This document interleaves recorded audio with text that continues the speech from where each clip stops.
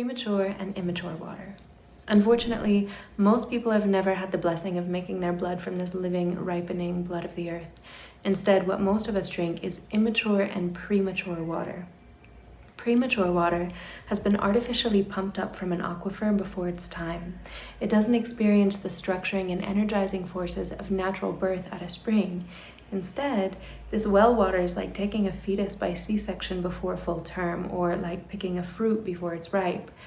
Artesian well water can still be hydrating, don't get me wrong, it's still one of my favorite choices when wild spring water is inaccessible, and it's far better than bottled or tap water. It will satisfy your thirst, but it won't impart life the way that fresh spring water can.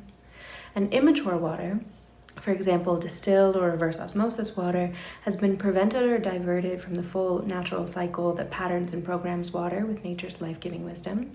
And often it's also been artificially processed, which removes or degrades any physical or subtle character that it may have developed. As Olaf Anderson described, as a young, mature, growing entity, it grasps like a baby at everything within reach. It absorbs the characteristics and properties of whatever it comes into contact with or has attracted to itself in order to grow to maturity. Like a growing child, it takes and does not give. Only when mature, that is, when suitably enriched with raw materials, is it in a position to give, to dispense itself freely and willingly, thus enabling the rest of life to develop. So, whereas mature water is filled with beneficial gifts and shares them freely and abundantly, immature water is empty, hungry, needy. It's been robbed and it tries to fill itself back up again. Reverse osmosis and distilled water have been robbed of their ionic charge, their minerals and electrolytes, their living microbiome, their energetic imprints, and rather than imparting energy to your body when you drink it, immature water draws energy from the body. Rather than remineralize you, it can absorb minerals from you, which dehydrates you over time. According to Schauberger, immature water that hasn't passed through its whole natural cycle is, in the long term, injurious to humans, animals, and even plants.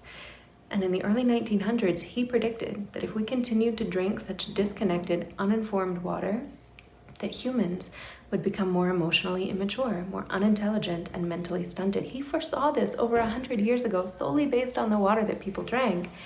Now, just look at what's come to pass in these intervening generations.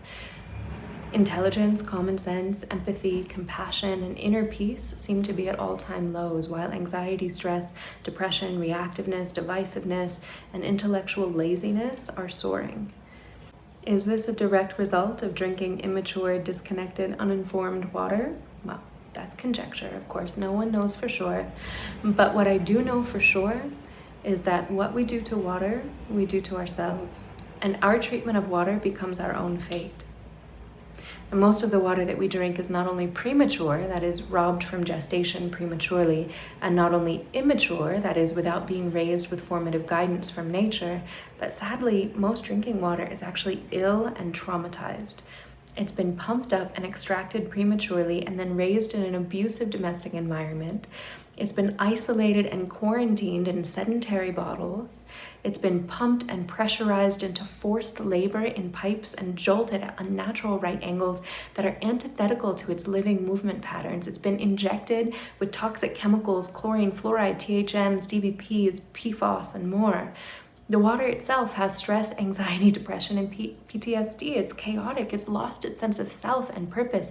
It can't generously give life, which is nature's purpose, because it's barely even alive anymore. Most water is not only premature and immature, it's sick and unconscious, and this water needs your care, your compassion and healing. It needs your tenderness and respect to wake it up.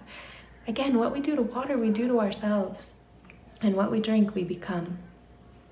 So here's a quick overview, and then we'll explore how to revive and mature water at home. Spring water, fresh, healthy living, ripening water. Well water, premature, not fully formed, but can still satisfy thirst. Distilled and reverse osmosis, immature, voracious, grasping, and dehydrates over time. Tap water, subtly and physically traumatized, chaotic, and denatured. Bottled water, premature, immature, and comatose. So, how do we raise well-aged, lively, and mature water right at home? By mimicking water's life cycle and movement patterns in nature, of course. For many, it might seem like a foreign idea to try to cultivate our drinking water the way that we might oversee a child's growth and education or raise and train a pet. But consider the lengths that some people go to in order to just age their wine really well. Temperature-controlled wine cellars, dark glass bottles, and plenty of TLC. Shouldn't we at least show as much respect and investment in the liquid that actually gives us life and becomes our blood? So the first step in caring for tap water is to filter it. This is similar to water making its way through the layers of earth on the way to a spring. Then we structure the water, for example, using a flow form. You can get a whole home structure that takes care of all of the water in your house, or use a point of use flow form structure like the portable water revitalizer. And then we add electrolytes to the water like minbiotics. This gives the water its minerals and ionic charge as it would absorb in the natural birth process at a spring. The flow forms from natural action are made from shungite and crystals that also pattern and mature the water with vibrational frequencies that influence its maturity. But if you really want to inform the water with plenty of strength and vibrational field resonance, maturing it fully, I recommend the Carbon Gene Z, in which water is exposed to balanced magnetism and a range of harmonizing and therapeutic influences specific to your individual needs, because each one is custom and made just for you. These are like odic chargers, concentrating orgone energy into the water as it learns and structures and energizes and matures inside the vessel, similarly to the way that water gestates inside the vibratory field of a subterranean aquifer. And when you pour the water out through your carbon gene in the morning, it flows over spheres that mimic the way water tumbles over stones in a stream.